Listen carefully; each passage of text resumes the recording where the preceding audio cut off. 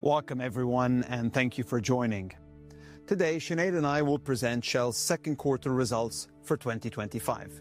Starting first with the broader external context, the macro continued to be challenging on multiple fronts. Against the backdrop of geopolitical and economic uncertainty, we saw knock-on effects on both physical trade flows as well as commodity prices and margins more broadly.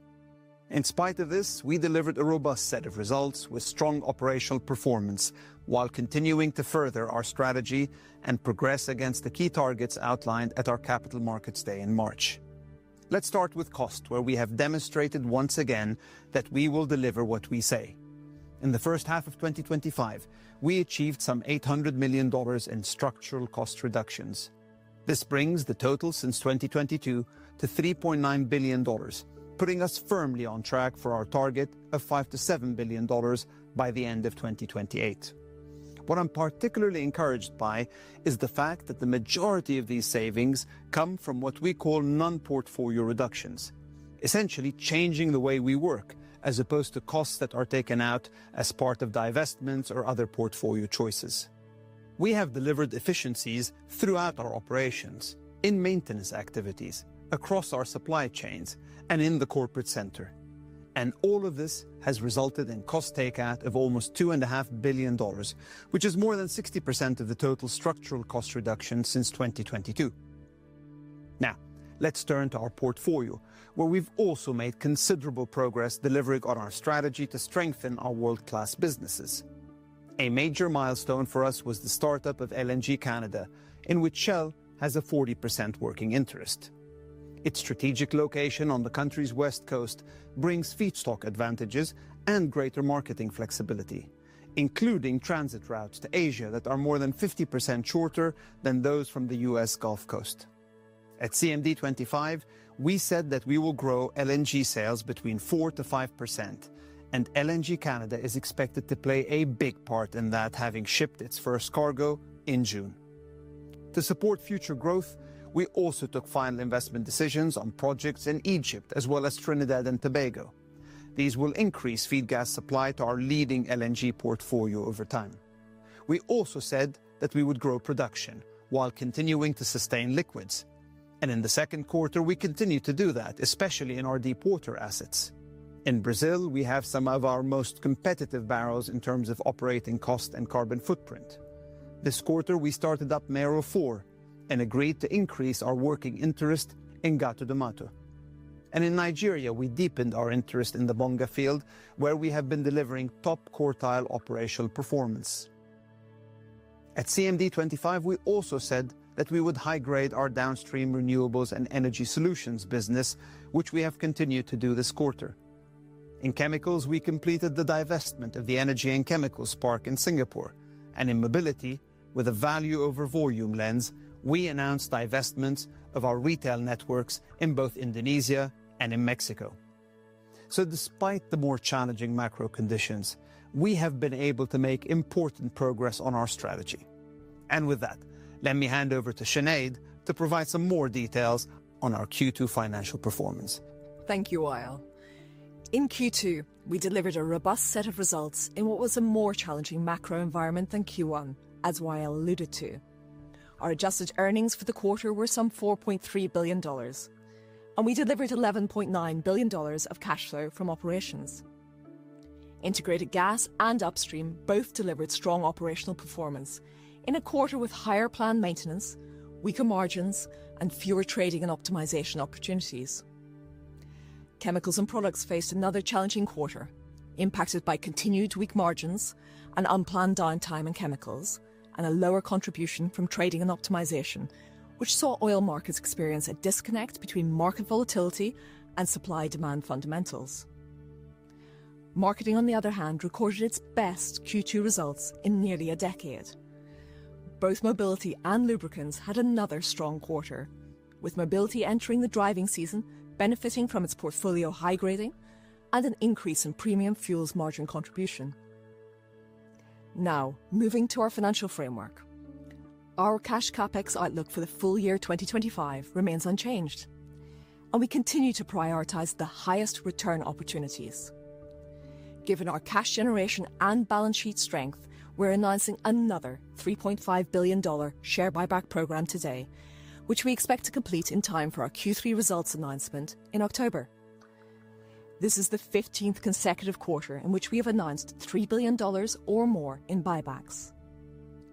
And at the end of Q2, our 4-quarter rolling shareholder distributions were 46% of CFFO, in line with our target range of 40 to 50% of CFFO through the cycle. And with that, let me hand back to Wael. Thank you, Sinead. To summarise, we delivered a robust set of results in Q2 in a challenging geopolitical and macroeconomic environment. We remain focused on executing our strategy, transforming our portfolio, and delivering on our key targets. We're confident that our strategy is the right one, and every day I see the momentum building across our organization to drive performance, discipline, and simplification in order to deliver more value with less emissions. Thank you.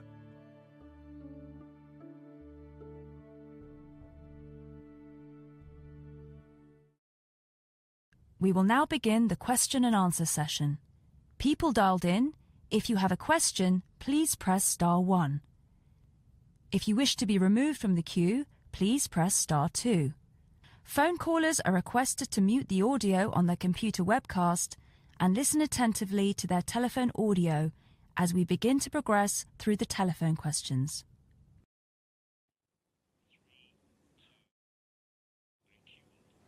Thank you for joining us today. We hope that after watching this presentation, you've seen how we continue to make meaningful progress on the delivery of our targets while strengthening our world-class portfolio. Today, Sinead and I will be answering your questions.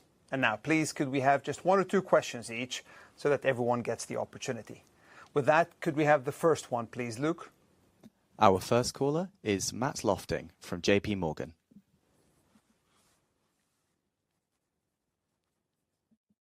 Hi, thanks for taking the questions. A couple, if I could, please. I wanted to start with trading, but perhaps you could frame in the context of the more challenged environment that you referred to in the opening remarks during the second quarter, how you see the outlook 3Q and beyond on those trading optimization businesses, and if it's possible, perhaps break down the pieces between liquids and products and then gas in IG. And then secondly, I just wanted to ask about the upstream business, another consensus beat in the second quarter this morning, something of a trend around that over the last 4 to 6 quarters. I wonder if you could sort of just zoom in on the upstream business, talk about what areas of that business stand out to you in terms of delivery and how sustainable you see that going forward. Thank you. Thanks, Matt. Let me start maybe with the second question first and then have Sinead if you want to address the first one. Very proud of the way the team has been responding in the upstream space. Remember, this is a high-graded portfolio. Over the years, what we have done is really focused on trying to increase our cash flow per barrel, really focus on the basins where we have an advantaged position. Most recently, of course, there was the divestment of onshore Nigeria that added to that portfolio high grading that we have. So what's the team doing? We've been very focused on going back to what we call the brilliant basics. And what we mean by that is just the blocking and the tackling that is required to be able to create value. It starts with reliability, availability, the operational improvements that we have. Teams really getting into the rigor of all the operations we need. And you've seen that come through not just in operations, but also in maintenance. Second quarter, of course, is one of the highest maintenance quarters typically for us. And the majority of our turnarounds or maintenance activities have ended either on plan, on budget, or slightly better. So really good performance. I've also seen a lot of drive to be able to create that next level of competitiveness in upstream. I was just in the US last week and looking at the Gulf and our operations in the Gulf of Americas. A real focus these days on cost, how we optimize the supply chain, how we enhance our planning so that we are able to leverage a much leaner supply chain, whether it's shipping, trucks, or the like. And all of it with much more of a value-focused mindset while delivering safe outcomes. in every part of the upstream organization, I'm seeing more and more of that. And that, to me, is a great signal of the culture change that we're seeing as we drive performance, discipline, and simplification in the company, Matt. Sinead? Indeed, and thanks, Matt. So with respect to trading, it definitely had a decent contribution for us across this quarter, so pleased with the results. You can't have sort of one homogenous conversation about trading because each of the segments contributes slightly differently. So let's take them one by one, which is what you requested. So in terms of our renewables segment, it's pretty much the norm. You always see it at this sort of level for the seasonality that we see. With respect to talking about normal, really moving on to LNG, what we see with our IG segment is really this is more the new norm. So this is where we're seeing volatility having changed coming out of the war. So we saw a lot of volatility around the time of the Russia-Ukraine conflict. And of course, this is more towards that norm. And of course, from our perspective, we have less volatility and a bit of a change in our portfolio mix as well. Moving over to our products, our chemicals and products segment.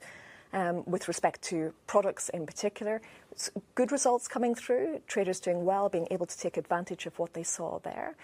On the crude side, it came through a little bit differently. So, of course, we saw just a disconnect between what was market volatility and what we saw in the underlying fundamentals, and therefore had basically a prudent approach and chose to risk off slightly, which meant that we didn't have the same contribution we would expect to see coming through on crude. That's a quarter aspect, and we would expect to see our traders picking up as you run through the rest of this year. So that gives you a bit of a view across the whole of the trading segment, but looking forward to seeing what they can deliver for us as usual as we end out the year. Thanks, Sinead. Thanks, Matt, for the question. Luke, let's go to the next question, please. Our next caller is Lydia Rainforth from Barclays. Hello, thank you, and good afternoon. I have two questions again, if I could. Firstly, on gearing, how much higher are you willing to take the gearing level? If we're at about that 19.5%, at $70 that might feel okay, but it does feel like we've all got a little bit used to that $3 billion a quarter buyback for more than 15 quarters. So at some point, do you have to think about slowing that? And then secondly, on the chemical side, a bit more unplanned maintenance here. So when I go back to CMD 25, fixing the underperforming capital employed was a big focus and a big gap to close to get to optimal performance. So what's going on there, and is it proving a little bit harder than you expected? Thank you. Lydia, thank you for those two. I'll again maybe start with the second question and then hand over to you, Sinead. On chemicals, I think firstly, of course, the macro continues in what has been an incredibly prolonged trough, and one that could potentially run for a lot longer as well. Of course, we're seeing the supply coming out of China, more supply coming out, but other parts of the world as well. So it just does mean that we're going to have to live with this reality for quite some time. What have we done to respond to that? I think firstly, what we've talked about is making sure that we continue to focus on high grading our portfolio. You've seen us move now this quarter. On April 1st, we completed the sale of our Singapore chemicals and refining assets. And we look at also the opportunities to be able to high grade and selective closures in Europe.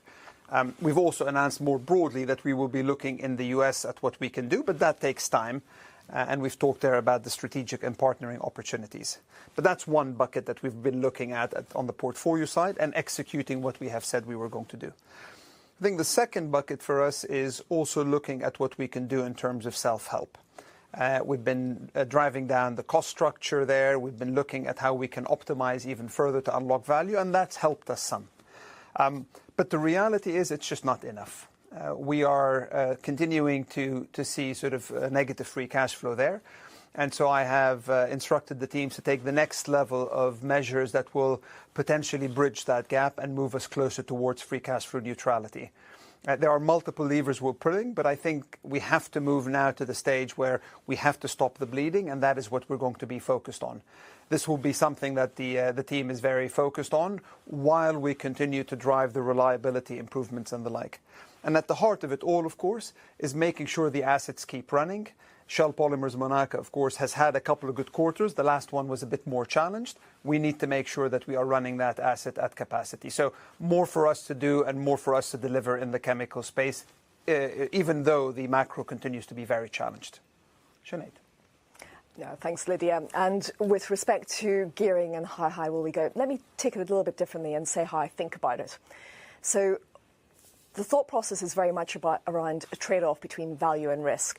And it's that trade-off between buying back our shares at a very attractive yield, whatever metric you want to use, versus leaning on the balance sheet and any risk that comes with that. Now, of course, when your balance sheet is sitting at a gearing, as you say, of 19.1%, there's a lot of space there, obviously, as well. And, of course, you're talking about that attractive yield we just discussed. Where we went to in net debt, of course, this time the gearing went up roughly just under 0.5%, which is about $1.7 billion equivalent. So what is it? What was in that? Probably worth unpacking that a little bit, because what you saw was, roughly speaking, about $1 billion of inventory build, and roughly speaking about $500 million related to leases. So in other words, Mirror 4 coming on. So you can see most of that net debt increase was actually about things that add cash and add value later on. So I'm very comfortable with where my balance sheet is, very comfortable with where the gearing is as well. So what does that mean for it? It means that I need to focus in on what have we told you. We've told you that that 40 to 50% is related to basically our cash flow. That's the promise. That's sacrosanct to us in terms of that return. So we focus in on that and make sure we continue with predictability going forward. Thank you. Thanks, Sinead. I like that, sacrosanct. All right, Lydia, thank you for that question. Luke, let's go to the next one. Our next caller is Martijn Rats from Morgan Stanley. Yeah, hi, hello. Two questions for me as well.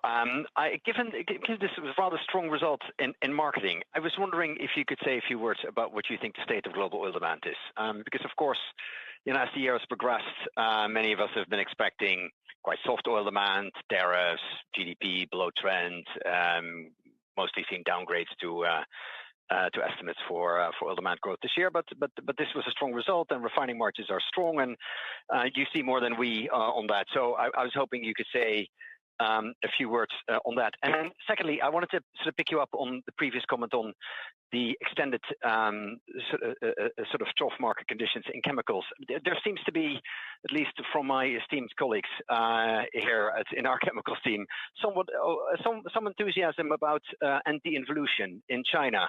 To be honest, I didn't realize that was a term before, but there seems to be some measures on the part of the Chinese government to start shrinking excess capacity in both chemicals as well as in refining, and that could perhaps remove some of that excess capacity. And therefore, I was wondering if you had any perspective of whether that can perhaps at some point bring a bit of solace to the chemicals earnings. Thanks for those two, Martijn. Let me pick them up, starting with your second one, maybe very quickly. Indeed, I mean, we pick up the same, but at the end of the day, what we can control is our own reality. And what we find at the moment is there's been a discussion on this for quite a few quarters now. It hasn't materialized. And this is why we needed to escalate our own interventions to the next level of levers that we have. Clearly, if there is a move in that space, it would impact the chemicals market and the chemicals margins, just given the scale of production coming out of China at the moment. So we will watch that with interest, but I'm not in a position to speculate, of course, on where it might go. I think on the broader marketing and to your point around global oil demand, so year to date, we've seen roughly 1 million barrels per day of oil products demand growth. That's pretty robust. And that is despite some of the headwinds that we have seen, of course. We'll have to really understand what the impact of the tariffs might be in the second half of the year. Of course, we also have to keep a close eye on where OPEC Plus goes as they continue to ease some of the production cuts that were in place. The other big question is how the US responds, of course, to Russia in terms of potential sanctions that have been talked about. That is a lot that I can't control, we can't control as a company. So what we have tried to focus on is what we can control. And really the investment thesis that we are building, Martijn, is one that is trying as much as possible to be non-price dependent. What do I mean by that? And maybe just a moment to unpack it a bit further. We have been in this sort of mode of wanting to transform the company for just over 2 years now. And we have made excellent progress, right? I mean, you've seen today our structural cost reductions, of which the majority are non-portfolio, are nearing $4 billion. A couple of years ago, we thought we would be at 2 to 3 billion by the end of 2025. We're at close to 4 billion middle of 2025. That gives you a sense of the culture change happening in the company. We are really looking at how we are more and more disciplined in our capital allocation. You've seen that. You've seen that both in terms of the quantum and in where our capital is going. You've seen us continue to drive operational enhancements in our business. That is what we can control. Sinead's already alluded to the strength of the balance sheet, and that is another element that we can make sure we have strength in as we go into choppy waters. But at the heart of it, what we have also promised is a 10% free cash flow per share growth between now and 2030 on a CAGR basis. The attraction of that is just over half of it is coming from buybacks, again, something we can control. And then the remainder is coming from the transformation of our downstream renewables business, some of the OPEX cuts that we have alluded to. So a lot of it is non-price dependent. That is what we can control and what we're trying to drive towards. And that, in my mind, is the heart of the investment thesis that we are trying to drive, all while we deploy capital to build that run rate for the 2030s and build that cash flow growth that we will expect into the next decade. Thank you for the questions, Martijn. Luke, let's go to the next question, please. Our next caller is Josh Stone from UBS. Hi, thanks. Good afternoon. 2 questions, please.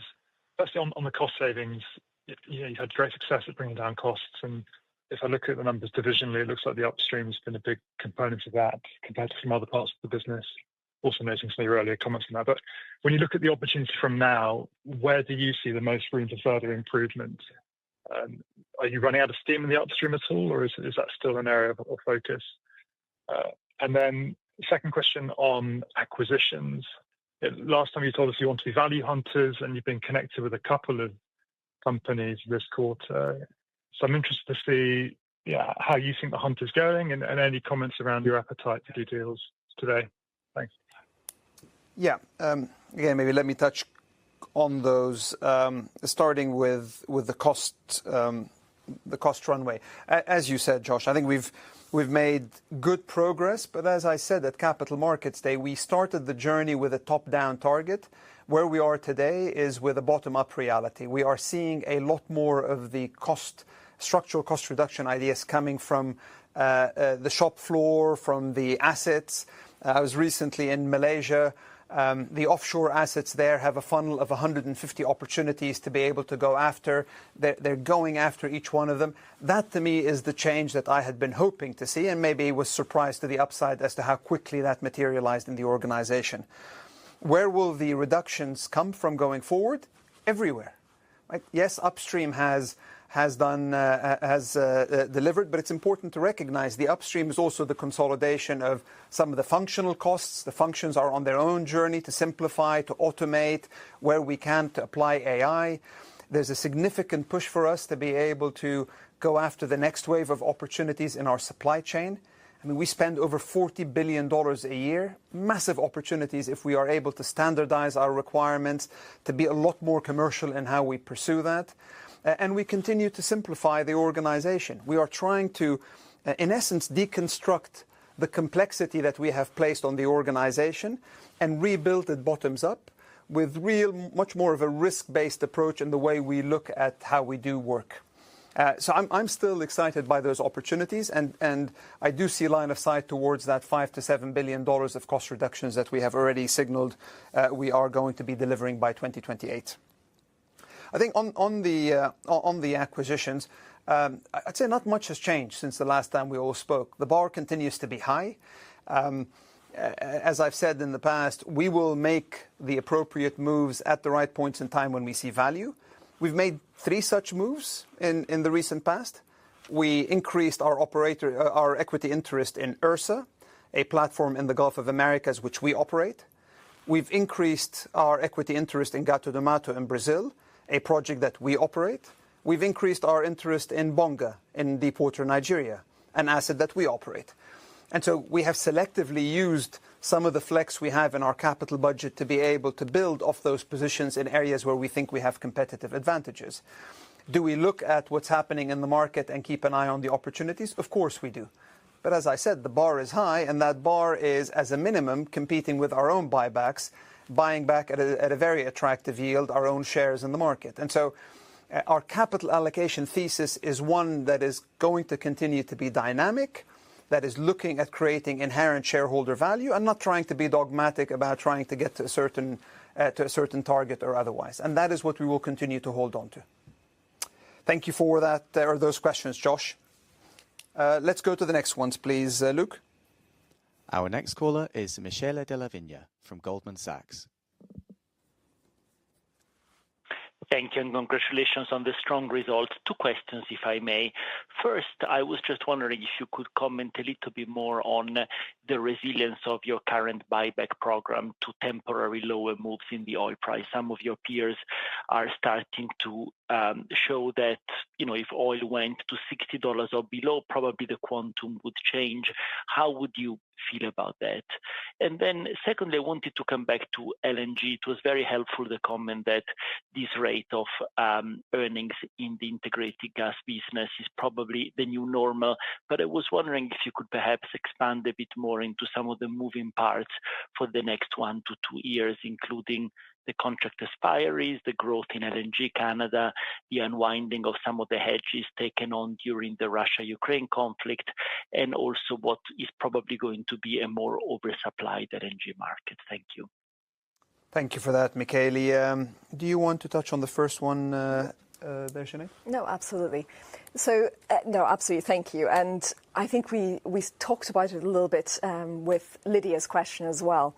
So we can look at it in different ways. So from a static point of view, where are we? You know as well as I do that we have a balance sheet which is very strong. We're sitting at below 20% in terms of gearing. And of course we can look at it from that perspective, and each quarter we do look at how are we going to take a decision quarter by quarter. But we also need to look at it from a dynamic perspective as well. We've got, the reality is it's not just static, it is dynamic, and it's not just impacted by the macro. Of course, what we have to do is, and you've heard me say this a few times, that we have to look through the quarter in terms of that cash flow volatility for that specific quarter. But beyond that, we have to look to the long-term, medium-term and long-term fundamentals. So are they going to persist or not? So where do we believe the macro is going to go? That means, of course, that whilst I consciously have been repositioning the balance sheet in terms of its strength, we also have the ability to look at different levers, and those levers are quite broad. We have OPEX levers and CAPEX levers, and we've discussed those, but there are other factors to consider as well. And those include things like the divestment proceeds from strategic moves that we've made as well. All of that allows us to have considerable predictability in terms of our results. So remember, we're at the moment in terms of that 40 to 50% distribution level. We're at 46%. In terms of gearing, we're at 19%. So I'm very comfortable where we are. Do you want me to take the LNG one? Sure, please go ahead. Oh, sure, sorry. Apologies. In terms of the LNG side of things as well, we've a little bit gone into it. Our thinking is that where LNG is at the moment, it feels much more like the new representative of the norm. And why is that? Well, there's a number of things there. We talked about volatility earlier, the fact that the volatility has changed. If you were to look back to 2019 and then look back to just at the war, you could see a difference. And we're now back to pre-war in terms of volatility. But beyond that, of course, there's a number of things that come into play as well. There's the product mix that we have as well. And that product mix changes. So we have flat price coming through. That, of course, has dropped. You also see, of course, where are our volumes coming from. Some of those legacy contracts have rolled off, but also so too have some of the hedges that we have. So that portfolio mix is very key. And you'll see that change as we see some of the molecules coming in and the change in those contracts. So it's really about that portfolio mix. Excellent. Thank you very much, Sinead. Michele, thank you for those questions. Luke, let's go to the next one, please. Our next caller is Biraj Borkhataria from RBC. Hi, thanks for taking my question. The first one was on LNG Canada. There were some reports around some issues with the ramp-up. Could you just unpack that a little bit and let us know whether there's any implications for the timing and ramp-up of either Train 1 or Train 2? And then the second question is just a very specific one on the cash flow this quarter. CFFO headline numbers were flattered by the the one-off sort of cash return from the NAM JV. Could you give a sense of what we should expect going forward, whether it's sort of once a year, and if there's anything penciled in for 2026? Thank you. Thanks, Biraj. Let me take the first one and then ask Sinead to address the second one. LNG Canada, super proud of the team. I mean, this is a massive project. We brought the first part of Train 1 on stream. It's been running steady and stable. We're essentially churning out a cargo at the moment every 8 days. And as we progress the ramp up of Train 1, that moves to 1 every 4 days, and so on and so forth as you get into Train 2. The ramp up profile is very much in line with what we had expected. So indeed, I've read the article. I still scratch my head as to some elements of it. Suffice it to say, we are very pleased with the momentum that we're seeing in LNG Canada and the work that the team is doing there, and very much looking forward to, as we get sort of over the next month or two, to start to see Train 2 as well ramping up. So indeed, excited by the opportunities that brings. Maybe a couple of points around LNG Canada since we're on it. I think important to recognize the iconic nature of this project. We're talking about significantly shorter transit routes to get us to Asia. Of course, this is predominantly uncontracted volumes for us that allows us to be able to trade around that. And that's particularly important, back to Sinead's point earlier, because we have gone back to the pre-2022 volatility and mentioned the fact that the earnings of this quarter are more sort of the new normal. It's important to have some of that optionality so that when volatility comes into the market, we can use some of these cargoes to trade around. But I do think LNG Canada is a critical part of our overall portfolio going forward, and does, of course, create a bit of an offset for some of those advantage contracts which have rolled off, as you're fully aware of. Good. Second point, please. Absolutely. And Biraj, you're correct in terms of the NAM dividend. Just to remind you that what in effect has occurred is a zero impact on cash. So in terms of free cash flow or net debt, zero impact. But you're right, it did flow through two different parts, CFFO and CFFO X working capital. So it was a working capital move as well. But just to make sure there's no flattery on our free cash flow, nor on our bottom line in terms of the net debt. And ultimately, what will occur in the next year or so, it'll be up to NAM as a joint venture to decide on dividends each year. So whether they go ahead with that, I can't comment. Thank you, Sinead. Biraj, thank you for that. Luke, can we go to the next question, please? Our next caller is Doug Leggett from Wolfe Research. Oh, thanks. Good morning or good afternoon, everybody. Thanks for taking my questions. Wael, I wonder if I could ask you about the commentary around LNG. I think if I heard Sinead correctly, she said this is the new normal, but in your preview, you said trading and optimization will be significantly lower than Q1 25, and obviously there's a lot of questions over what the spot market could look like over the next 5 years. So what level of confidence do you have that LNG trading can come back to, I guess, what you would call normalized levels? That's my first question. My follow-up is on cash flow very quickly, and that is, Sinead, you talk often about cash flow from operations, but you've got $2+ billion below the operating line on interest and lease costs. Where does that factor into your comfort with the buyback program? Super. Thank you for that, Doug. Let me take the first one and then hand over to Sinead for the second one. I think, so where is the LNG market, right?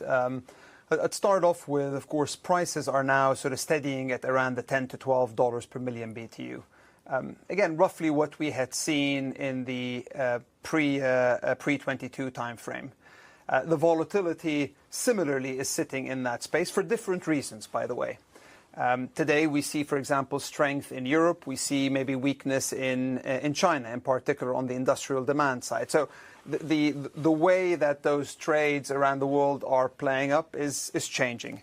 But there is no question that the attractiveness of LNG as a versatile, resilient energy form continues to be something that's key, and we continue to believe that there's a very exciting runway for LNG, growing by 60% between now and 2040. But then let's get specifically then on what we mean by this is a normalized quarter. So given that we start to look more like the pre-2022 realities, at that level of volatility, at these price points, what you see this quarter in terms of trading is indeed much more of what the new normal looks like. Q1 had some real exciting arbitrage opportunities that played out. Hopefully we see more of those in future.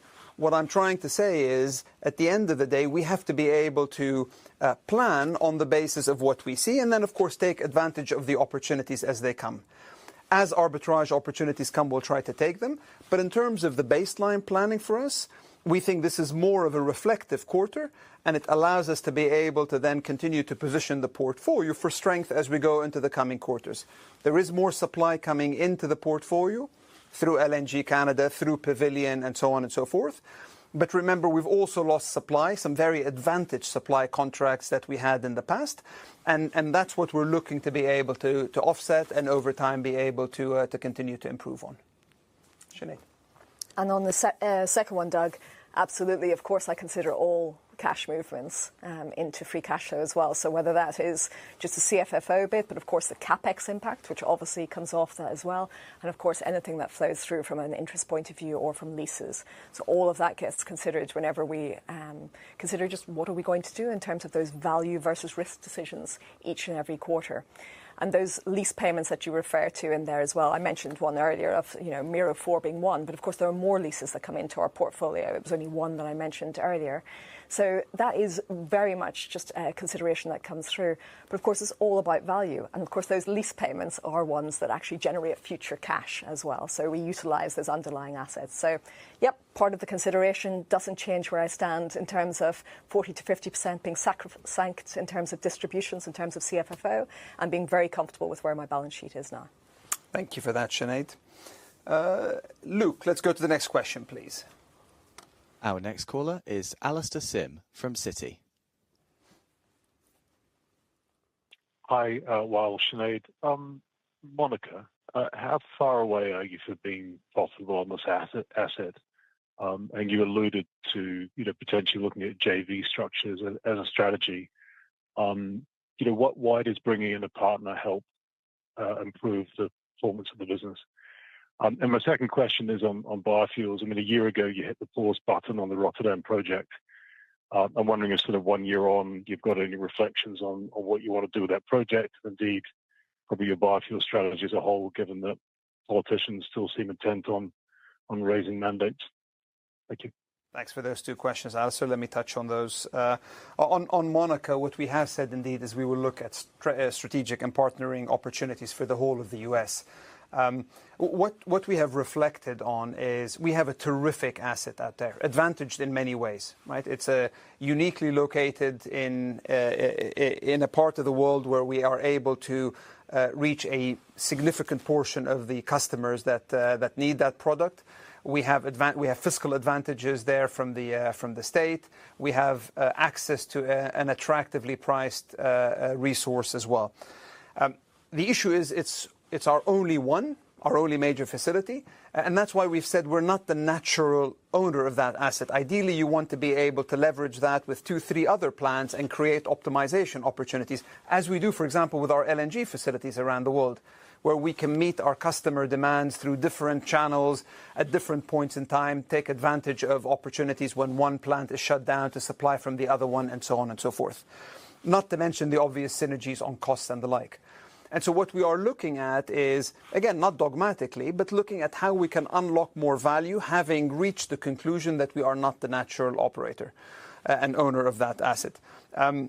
What I would say is, of course, the conditions in the market mean that it's not easy to be able to transact on something like that immediately, but we continue to have discussions and we'll update you, of course, in due course as appropriate. Little to say on our Rotterdam facility at this stage. We continue to review the options. Of course, we are looking at the backdrop of the market. We see it's a market at the moment that is, I'd say, challenged because of excess supply coming in from the US, from Asia, but also there's been some backtracking on mandates here in Europe. And so I think to what you implied in your question, it is a weaker market. Having said that, this is one of the first levers you would look at for decarbonization. And the desk that we have, the trading desk that is continuing to be able to source bioproducts and sell into some of our own shorts, which are in the mobility space, does very well in this market. And so we are being selective around where we deploy capital to make sure that we continue to unlock value in a value chain where we continue to believe we are advantaged. Let me pause on that one and go back to Luke, please. Thanks, Alistair. Our next caller is Paul Cheng from Scotiabank. Thank you. Good morning or good afternoon, your time. Ray and Sinead, just curious that you haven't talked much about exploration, but in order for you to sustain the liquid production or maybe at some point that maybe that to even grow it, this is a depleting asset base. So do you think you have the right size of the exploration program, or do you think that you need to step it up? And if you do want to step it up, where's the focus going to be, and how big is the increase may need to be in order for you to perhaps that be able to use it to replace more of your resource? Second question is on, I want to go back into trading, but in a different angle. In the US, we do have a president love to trade day and night on many topics, and unfortunately, that oftentimes when he trades, it will impact the market condition. So from that standpoint, that's not really tradable. And when you guys manage your trading business, how you take that into consideration? If that means that you will take maybe a risk down, compare that to previously, and correspondingly, your future trading result, everything else equal, will be lower than what it was in the past, or that you think you will be able to handle it and manage it and doesn't really impact your future result, and you don't have to change the way how you manage your trading operation. Thank you. Thank you, Paul. Let me start with the first question and then ask Sinead to address the second one.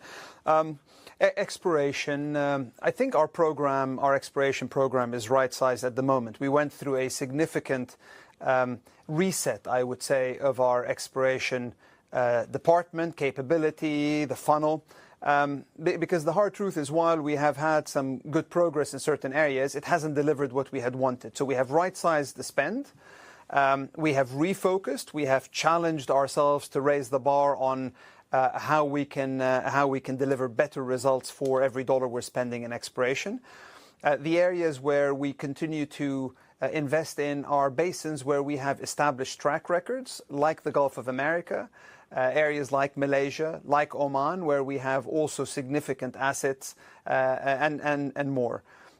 We also selectively look at opportunities. Of course, you know we have Namibia. There we are looking at what others are doing, continuing to learn and positioning ourselves in case something interesting comes up. And so our exploration portfolio, I think, is one now that is getting rounded into a better place. We have some exciting wells coming in the next, I'd say, 6 to 12 months, which I'm looking forward to seeing what we come out of that. While always recognizing, of course, exploration, we play the long game. But the levels that we are investing in, and I think are the right ones, and I'm very confident in this reset that the team has now put into place. I'm very confident in the quality of leadership that we have, and I'm excited by the opportunities that are coming through. Sinead. And thank you, Paul. You're really asking about sort of the impact on trading with geopolitical uncertainty and how we handle that, etc. So this is one of those moments where having a very high quality trading team matters, and we do. Our capability, I do believe, is second to none. And that team has the ability to be able to focus in on what matters. And they will make the calls quarter to quarter. They have fundamentally an excellent set of assets which they can optimize around. And for them, it's all about making sure that we have those assets up and running and being able to provide the molecules that they can then optimize and put into the right place to take advantage of that. And then secondly, of course, you have on the other side of it, their ability to make judgments depending on whether or not they're going to trade around fundamentals or whether it's something else that's coming through. And what we've seen is is they will make a different call quarter by quarter. But overall, we've seen the Capital Markets Day guidance of the 2 to 4% ROACE uplift in the medium term being held, and no earnings losses in any quarter. That hasn't changed. Of course, I talked about it earlier in terms of crude. They made a call to be more prudent this quarter and to be focused in on the fact that they wanted to trade around fundamentals rather than being able to understand what that volatility was, which didn't seem to be based on fundamentals. And that was a judgment they took, and we support them. So we're looking forward to seeing what they deliver for us in the next couple of quarters, but full support. Thank you, Sinead. Thank you, Paul, for those questions. Luke, let's go to the next question, please. Our next caller is Lucas Herrmann from BNP Paribas. Yeah, thanks very much. Afternoon, Sinead. Couple of relatively straightforward questions. Well, maybe one of them's a little abstract, but Sinead, for you, straightforward. Divestment this year. Can you just remind me where we are in terms of, well, let's start with, where do you think you'll be divestments for the full year, and where are we on things like Colonial and, the sums you're expecting to come in, at the present time? And the slightly off the wall, Wael, is Zaba Zaba or OPL 245. I only mention it because, a number of projects that have been sitting in the portfolio for a long time are starting to come to life. And I wonder whether that's something that one should be thinking about as well. That was it. Thanks very much. Thank you, Lucas. Let me maybe start with the second one, and then Sinead, if you want to address the divestments. Of course, we're looking deep into our funnel of opportunities, and it helps there, Lucas, that we have now really focused our portfolio. In particular, in a place like Nigeria, I think for everyone's benefit, the licenses and the blocks that you refer to are deepwater Nigeria blocks. We are looking at opportunities within the deepwater space to continue to expand. Of course, we FID'd Bonga North. There is the potential for the next phase in Bonga, what we call Bonga Southwest, which would require its own FPSO. That's something which is still work in progress. There are other tieback opportunities, but there's also greenfield opportunities like Nuadoro and others which are in the area. OPL 245, of course, is one that Eni operates, and we will, of course, defer to them to come up with a plan for that opportunity to see whether it's investable or not. But I think to your broader question, Lucas, we are, in particular, as we see our well costs continue to be attractive vis-à-vis the competitors, as we continue to look at how we have simplified the funnel of project opportunities on the back of something like a Vito, Whale, Sparta. We're learning more and more how to be able to create more value with less resource. And I think we are looking at how we can apply that in different fields, including in Nigeria deepwater. And on divestments, Lucas, so the thinking on divestments for this year was that not that it was going to be a core part or a needed part of the underlying sort of financial framework. You can see that with the perspective of where we are in gearing. So for us, it was more about actually that sort of capital reallocation across the portfolio and cleaning up different aspects of it in line with our strategy. So that's very much what we've been focused on doing. And you've seen that on a couple of things. So you see it in our renewables portfolio in particular. So we've, of course, just announced a JV with in terms of Savion, indeed, so with respect to Savion. So you'll see some proceeds come through on that later on. We also, of course, announced the divestment of Inspire, which was a B2C in the US. That needs to come through as well. But these are not massive amounts of money in the sense of the greater scheme of things, but it's more about aligning with our strategy. Of course, Bukom is already done, as you know. And beyond that, of course, there's some mobility portfolio upgrading that we're doing, which is Mexico, Indonesia, and, of course, South Africa that still has to come through as well. But again, it's less about the proceeds. It's more about taking things that don't fit our strategy off the books and actually being able to redeploy OPEX, CAPEX, etc. elsewhere. Colonial is the one that's still to come. That's hoping to come, I would imagine. We'll see what closes out, but probably in Q3, Q4. So we will see that come through before the end of the year and see those proceeds as well. Thank you, Sinead. Thank you for the questions, Lucas. Let's go to the next question, please. Our next caller is Irene Himona from Bernstein. Thank you very much. I had two questions, both on marketing. First of all, lubricants. I can see first half earnings are up substantially on flat volumes, so your unit EBITDA is up materially. I wonder if you can talk around what is driving that, and is it sustainable? And then in mobility, again, your unit EBITDA margin is the highest in a very long time. I think you referred in your speech to better premium product margins, but mobility includes other things like convenience and e-mobility, etc. You no longer disclose those margins by segment on a quarterly basis. Can you talk around the different moving parts, please, and whether you anticipate the margin improvement to be sustainable? Thank you. You want to kick off? Happy to. So in terms of lubricants, well, actually just our marketing segment, full stop, did really well this quarter. Really pleasing to see just the change that's coming through. So specifically on lubricants, you're correct.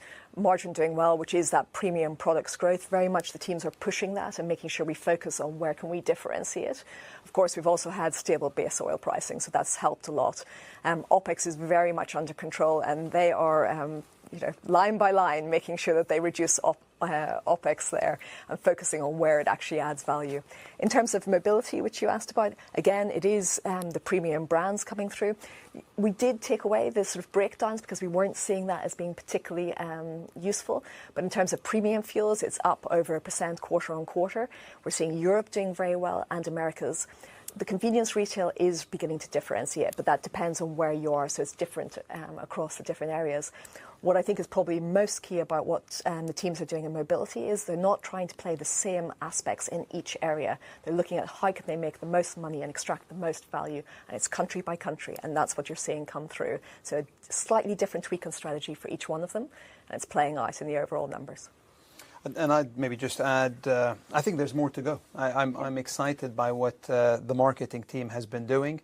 2-3 years ago, when we came together in CMD 23, we laid out a vision for that business. We reset the expectations, and they have followed through on it and have pushed even beyond that. And I think there's more to do. But it's a great example of how we're going about trying to turn around some of our underperforming businesses. I mean, we were clear in Capital Markets Day 25, $45 billion of our capital employed is returning nothing at the moment, or close to nothing. And so this is the opportunity for us. If we can truly unlock the full potential of those businesses, and if not, how we recycle capital, reallocate that capital to the higher returning businesses, therein lies an exciting opportunity that we have.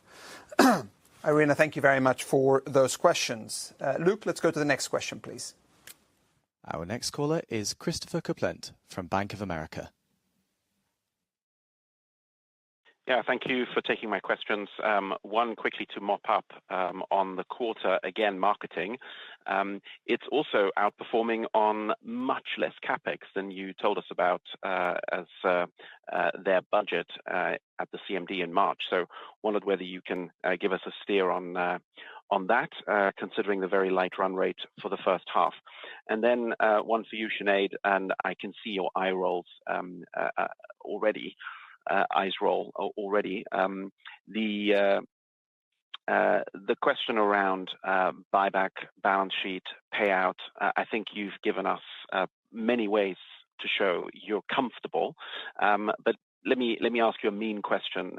You've had for a number of years a 30 to 40% payout ratio and paid out above that.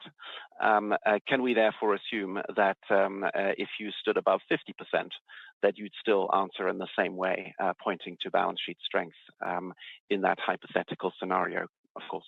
Thank you. Would you like me to say both? Yeah, why not take both? I would never eye roll, Christopher, of course. So let me take them both slightly. The first one, in terms of mobility CapEx, you're right, it's light on CapEx at the moment into the sort of middle of this year. What we've asked the team to focus on is really extracting the maximum return they can. They've had a lot of CapEx in the past, and they now need to show that they can return against it. They also need to put the right opportunities to us to show the right returns, and then we're willing to release more. But 80% of their cash CapEx is into 10 key markets for mobility. So that focus is working, and you're seeing that. So let's encourage that to continue and be able to extract even more results from that. So your second part, which was around the buyback and the comfort level around it. So you're right. I mean, we have moved from 20 to 30%, to 30 to 40%, to 40 to 50%. And I am saying the 40 to 50% is sacrosanct. Where are we standing at the moment? We're sitting at 46%, as you know, in terms of that on a rolling 4-quarter basis. You're asking specifically the question of would we move above 50%? That's really what's underlying there.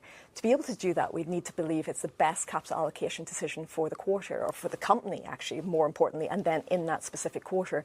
And we've had that conversation a little bit. I've alluded to it earlier as well.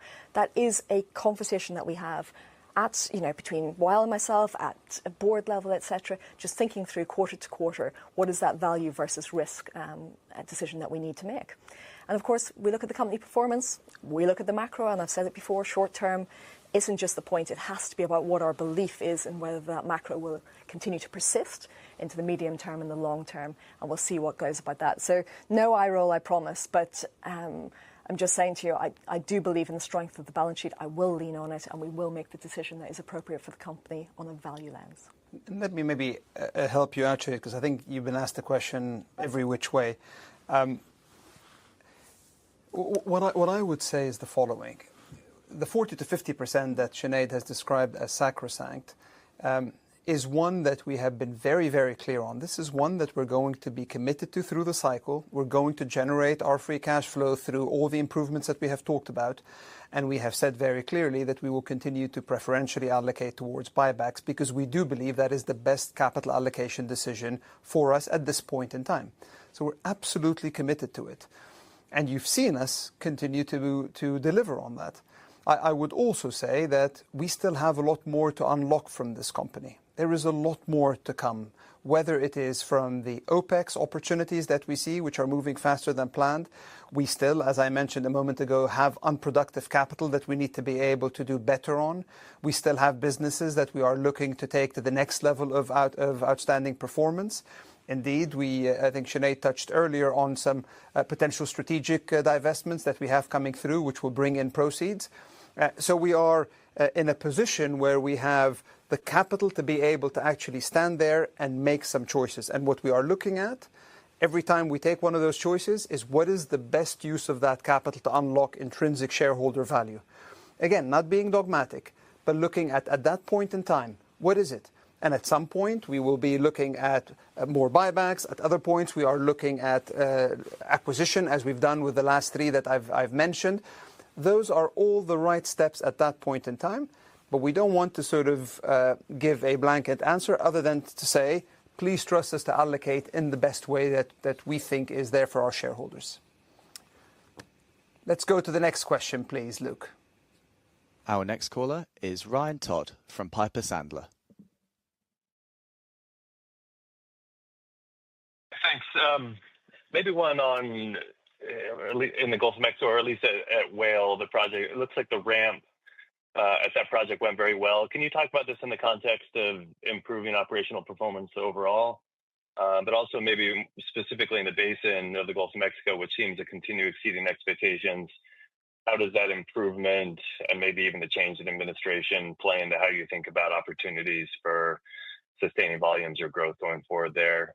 And then maybe on refining, distillate markets are really tight, which have been sustaining margins. Can you maybe talk about how you think about refining market dynamics looking into 2026 and whether your portfolio is now where you want it to be there? Ryan, thank you for those questions. Let me address them.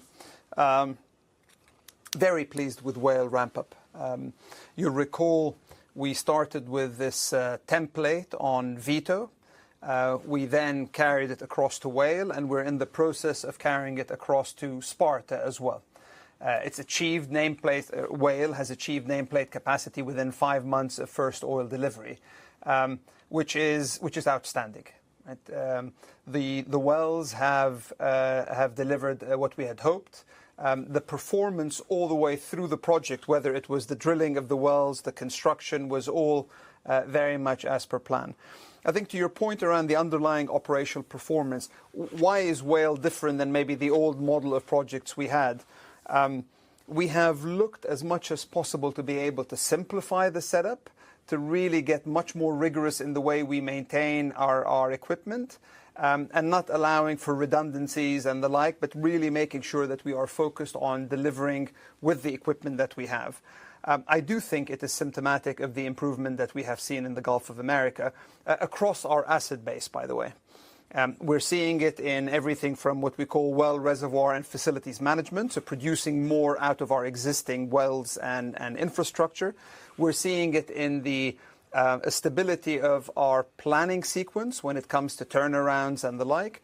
We're seeing it in the cost structure. We're seeing it in the availability and reliability stats. So across the patch, this is starting to really become much more structural and intrinsic in the way we're driving the business. A part of your question was also what all this means with the change of the administration. Clearly, with the Big Beautiful Bill, there is also now a much steadier lease sale schedule that's planned for the next 15 years to a year, which of course is critical to be able to keep these facilities full. And that gives me a lot more comfort that we will see that opportunity to continue to tie back to many of our facilities. And with new hubs like Whale and Sparta in some terrific zip codes, that does mean that we will have many of the key hubs that allow us to be able to continue to bring new volumes in. So a good story, and I think a great example of how performance, discipline and simplification are coming to life. Sinead? Oh, sorry, I wanted to go to the refining. Apologies.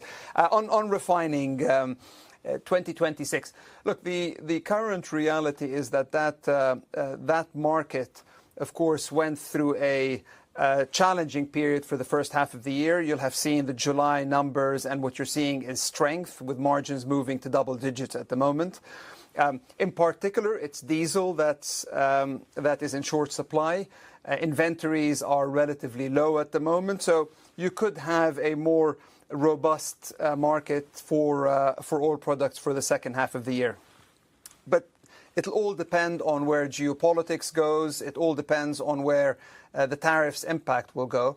Where we sit, I mean, I think the portfolio we have is the portfolio that we think allows us to optimize as well as we can. We have the critical hubs in our portfolio, the Dutch hub, the German hub, we have Canada, we have the US, and those are the ones that we are optimizing around. Our traders don't just depend, by the way, on the refineries. They depend very much on the flow of third-party products. They depend on our shipping length. They depend on our blending storage. It's all these arteries that are allowing us to be able to create value out of that market, and I think we are well positioned to continue to do that.